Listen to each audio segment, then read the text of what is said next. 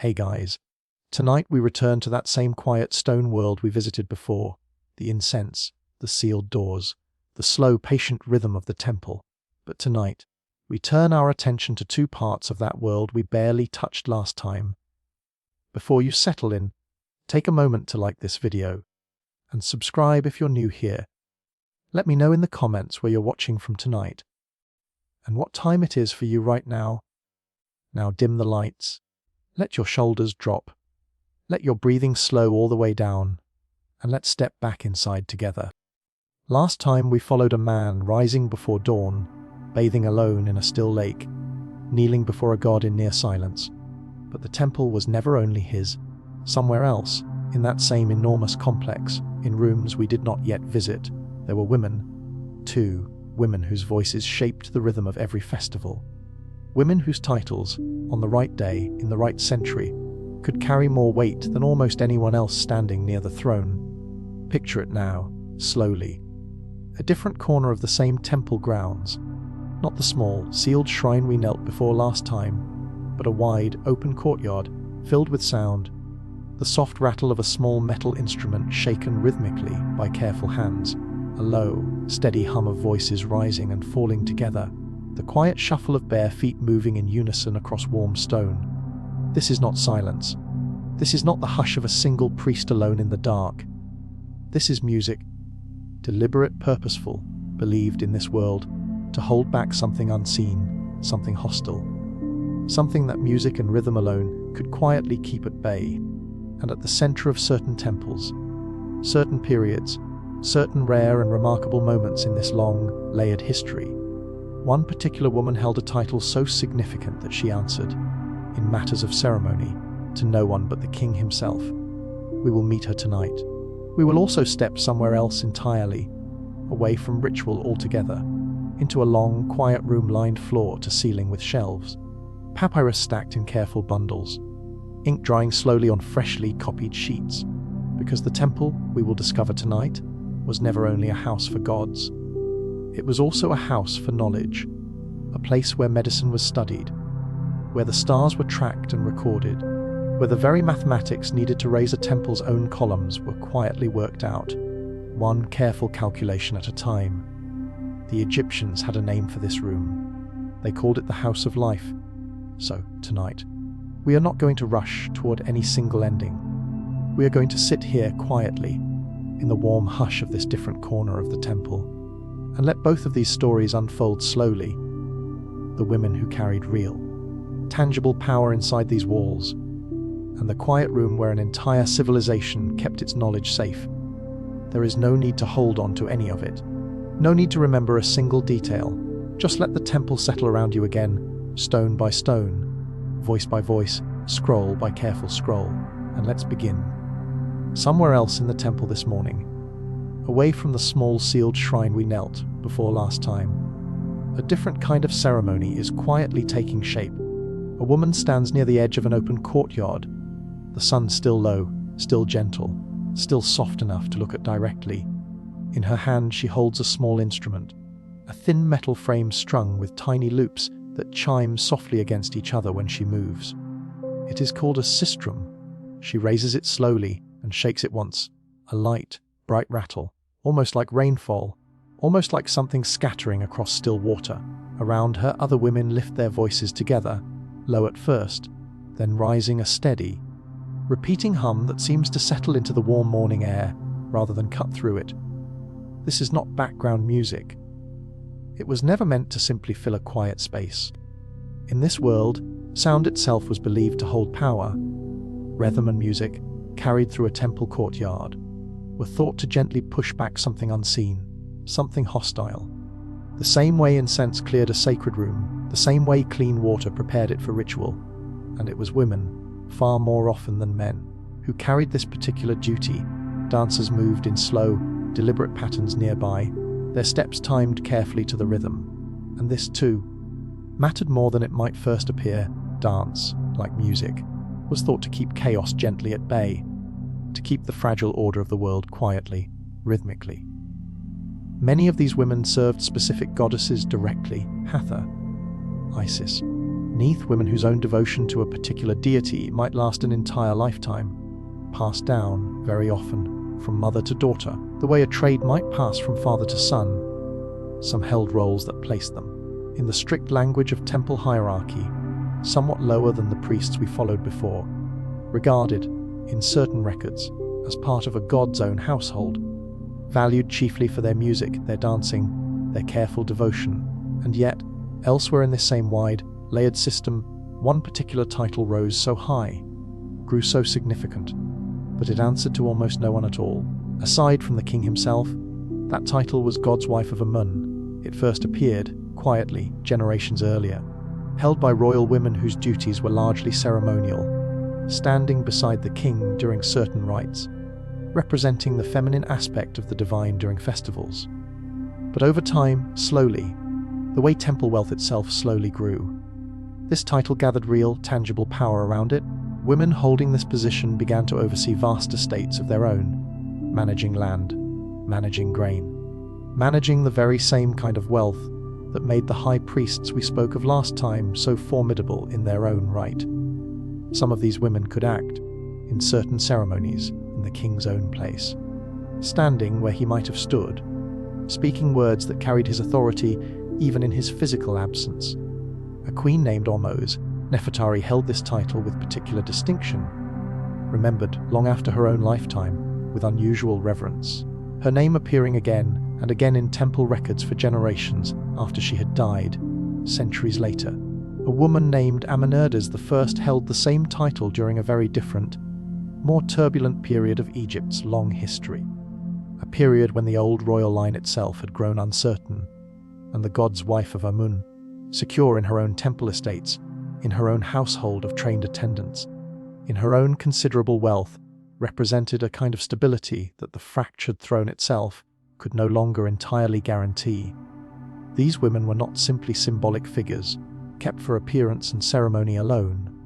They held land in their own name. They commanded their own staff, their own household, their own quiet sphere of influence, entirely separate from any husband or king.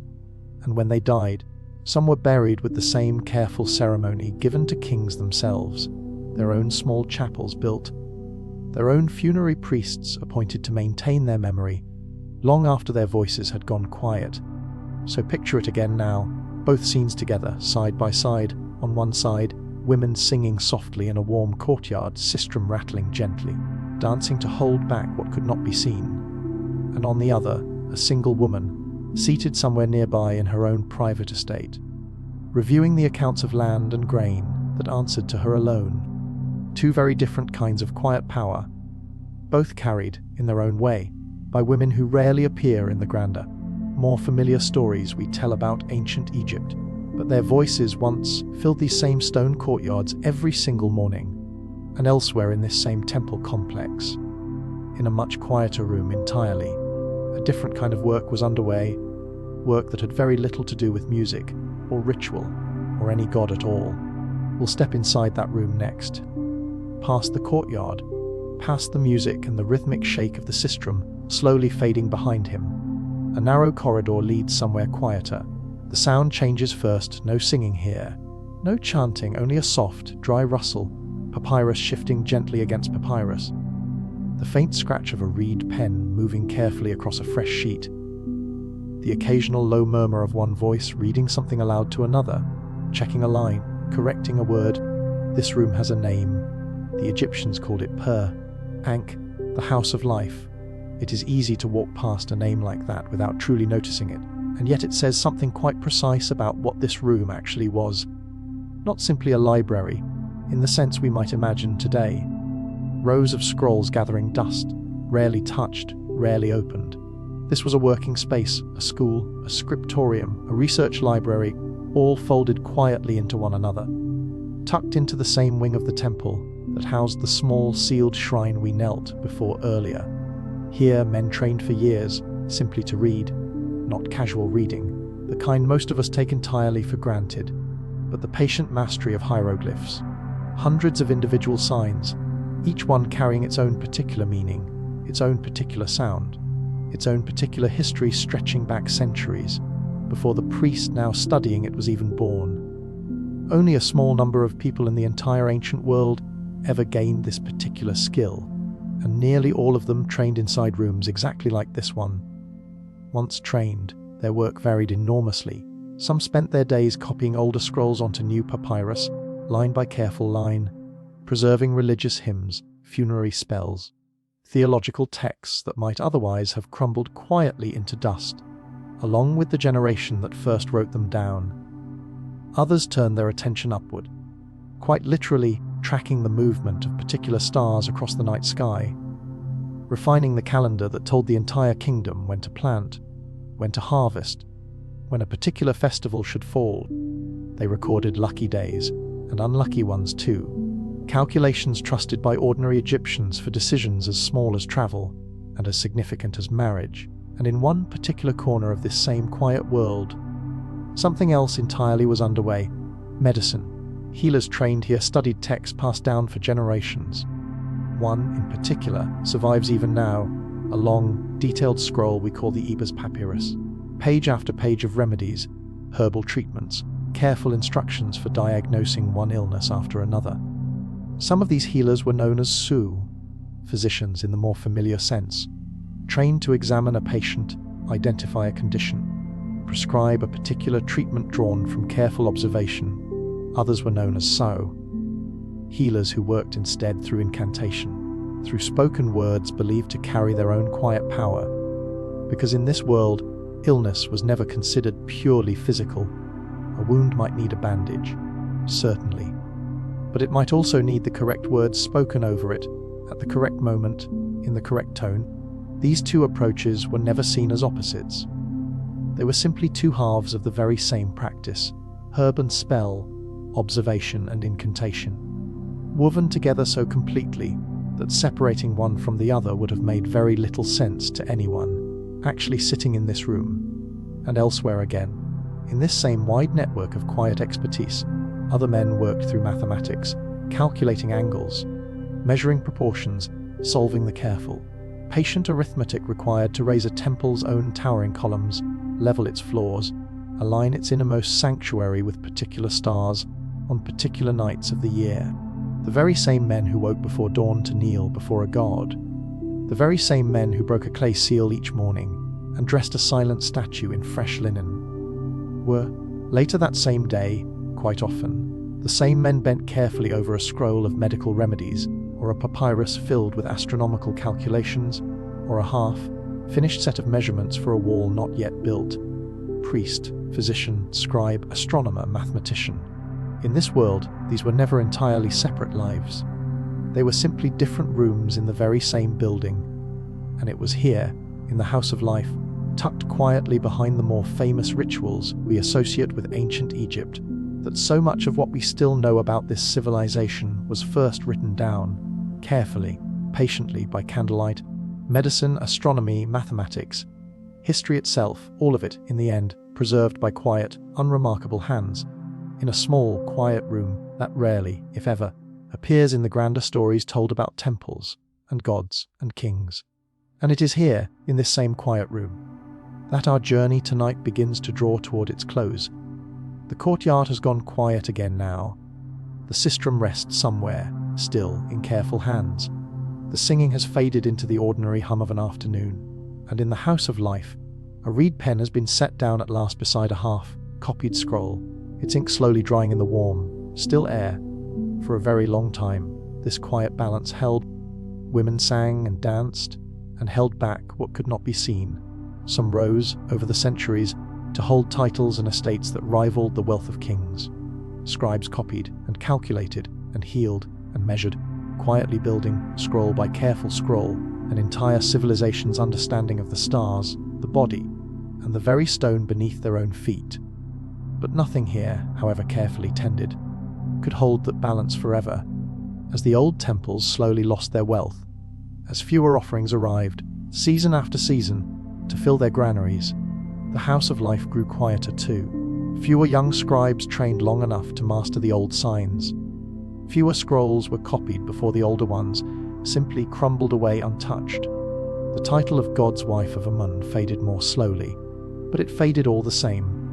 The last women to hold it did so under rulers who no longer needed, or perhaps no longer trusted, a role that had once carried so much independent power, and when the temples themselves finally closed, one by one, across those long final centuries, they did not take only their gods with them into silence. They took the music too. They took the sistrum's bright, familiar rattle, the low hum of women's voices rising together in a warm courtyard. They took the house of life itself, its shelves, its careful scribes, its patient accumulation of medicine and mathematics and astronomy, slowly scattered, slowly lost, slowly buried under sand and centuries. So much of what we know now, about the women who once held such quiet, considerable power, about the healers who blended herb and incantation without ever seeing a contradiction between the two, comes from fragments, a papyrus here, a temple inscription there, a name carefully carved that somehow survived when so much else did not. We will never know most of their names. We will never hear the exact rhythm they sang that morning, or read most of the scrolls that once filled that quiet room, and yet something of it remains even now. In the very numbers we still use to measure angles and years, in medical traditions that quietly echo remedies first written down on that same warm papyrus, in the simple, enduring idea that knowledge, once gathered carefully enough, deserves somewhere safe to rest. So tonight, as you lie there warm, comfortable, the last of your own day finally behind you, let the sistrum fall silent. Let the reed pen rest beside its unfinished scroll. Let the temple and its women and its quiet house of life settle gently into the dark, and let yourself rest too. Good night.